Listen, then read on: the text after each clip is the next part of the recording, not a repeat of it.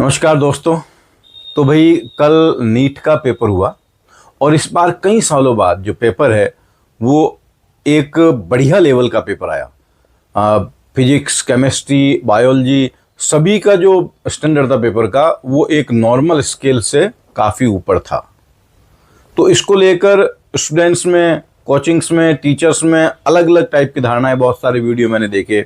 अब इसके बारे में आज मैं भी बात करना चाहूँगा और इसके बारे में मैं 3 पॉइंट ऑफ व्यू से बात करूँगा। तो स्टूडेंट्स के पॉइंट ऑफ व्यू से, टीचर्स के पॉइंट ऑफ व्यू से और कोचिंग के पॉइंट ऑफ व्यू से भी। सबसे पहले तो मैं आपको ये बता दूं कि जनरली कोचिंग इंडस्ट्री जो है वो इस पेपर को देखकर काफ़ी खुश है, बिकॉज पेपर का लेवल अगर अच्छा है तो आप नॉर्मली केवल बुक पढ़कर इस लेवल के क्वेश्चन सॉल्व नहीं कर सकते हैं। उसके लिए आपको कोचिंग की ज़रूरत पड़नी ही पड़नी है।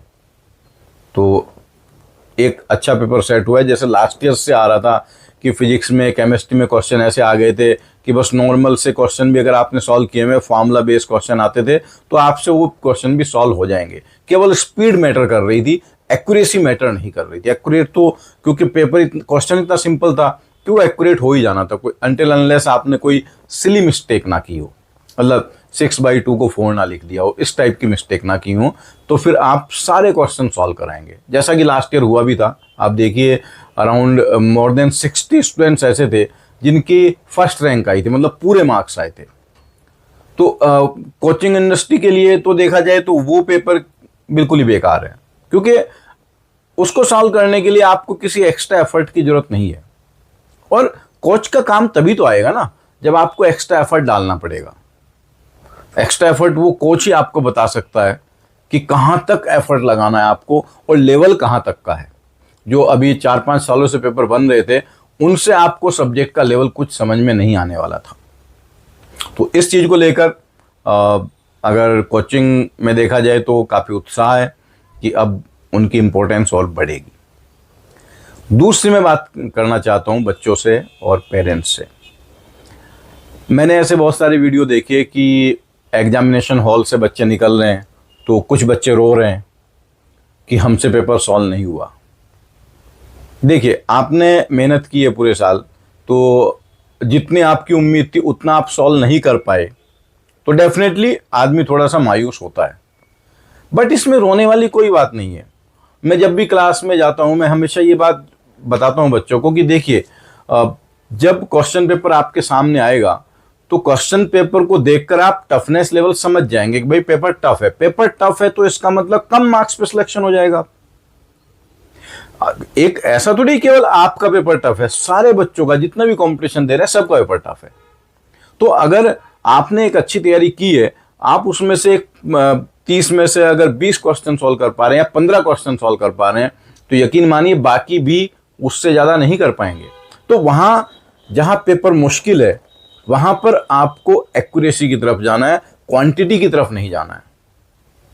कि अगर आप ज़्यादा क्वेश्चन सॉल्व करने के चक्कर में पड़ेंगे, तुक्के लगाएंगे, तो फिर आप नेगेटिव मार्क्स ज़्यादा ले आएंगे।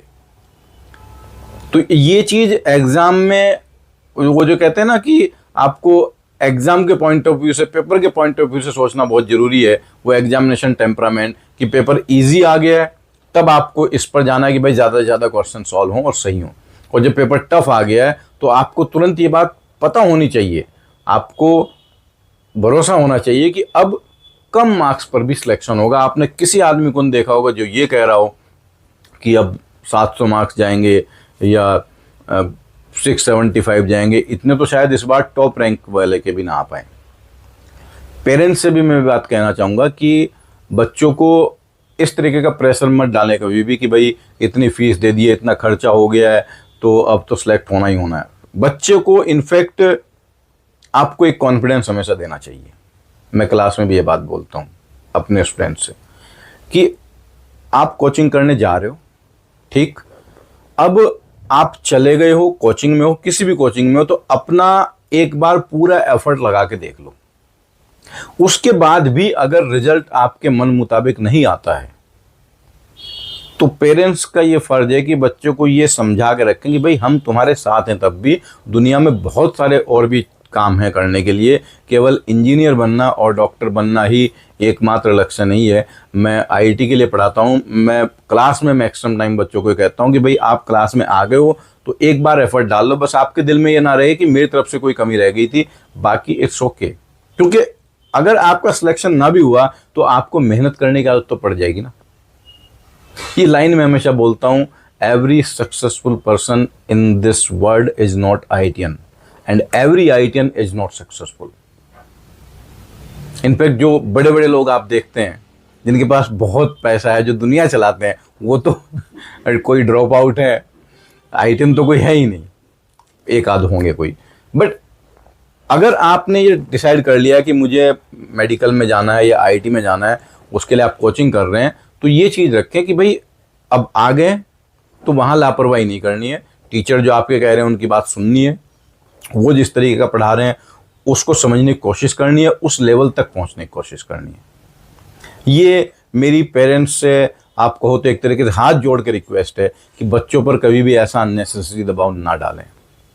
और बच्चों को मैं कहना चाहूँगा, बेटा देखो पेपर ढीला कुछ भी हो गया है तो आपको बिल्कुल भी आंसू बहाने की जरूरत नहीं है। आप जानते नहीं हो कि आपके आंसू तो आपके माँ बाप पहुँच देते हैं, लेकिन आपको रोता देखकर जो पेरेंट्स के आंसू आते हैं वो ना किसी को दिखते हैं और ना कोई पहुँचने वाला होता है। इस बात को हमेशा याद रखिएगा।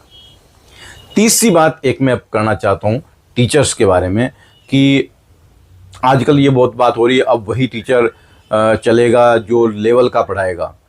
लेकिन आप ये भी देखिए कि अगर कोई टीचर उस लेवल का नहीं पढ़ा रहा है तो उसको इनफैक्ट फोर्स किया गया है। बिकॉज एक पैटर्न बन गया है कि बच्चे टीचर का फीडबैक देंगे, वही बताएंगे कौन अच्छा पढ़ाता है कौन ख़राब पढ़ाता है। इस चक्कर में बहुत सारे ऐसा हो गया है कि टीचर उन्हें वो पढ़ाना बंद कर दिया है जो एग्ज़ाम में आएगा, जो एग्ज़ाम का लेवल है वो उतना ही पढ़ाते हैं जितना क्लास में बैठे हुए बच्चों को समझ में आता है। जब हम क्लास में जाते हैं पता चल जाता है इन बच्चों को कहाँ तक का समझ में आ सकता है, उतना ही पढ़ा दिया, बच्चा खुश कि सर ने जो पढ़ाया सब कुछ समझ में आ रहा है। तो जब आपको कोई ऐसा टीचर मिले जो आपको पुश कर रहा हो, आपकी लिमिट को पुश कर रहा हो कि भाई थोड़ा सा और आगे चलते हैं, और आपको वो बात समझने में दिक्कत आ रही हो, तो वहाँ पर हथियार ना डालें, उस टीचर का फीडबैक खराब ना करें, उसको ये ना कहें ये पढ़ा नहीं पा रहा है। अरे भाई अपना भी तो देखो ना कि आपको एक लिमिट से थोड़ा ऊपर ले जाया जा रहा है, आपके नॉलेज स्पैन को बढ़ाने की कोशिश कर रहा है वो आदमी, तो वो कितना बड़ा रिस्क ले रहा है। आप जानते नहीं है कि फिर जिस कोचिंग में वो पढ़ा रहा है वो उस टीचर के साथ क्या कर देता है।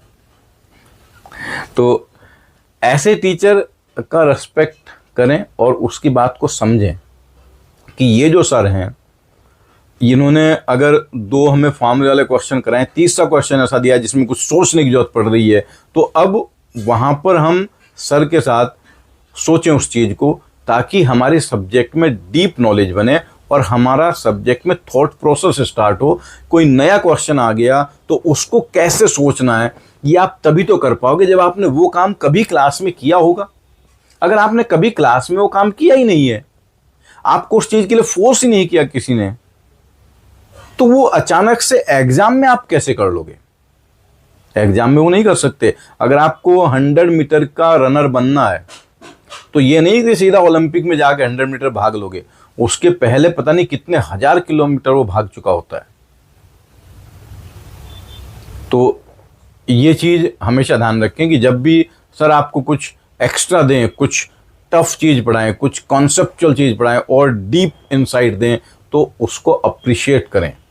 हो सकता है कि क्लास में आपको 100% समझ में ना आए, इट्स वेरी मच पॉसिबल। अगर आपको 30% भी समझ में आया है तो घर जाएं, उसको फिर आराम से पढ़ें, बिकॉज दिमाग को भी मैच्योर होने में टाइम लगता है।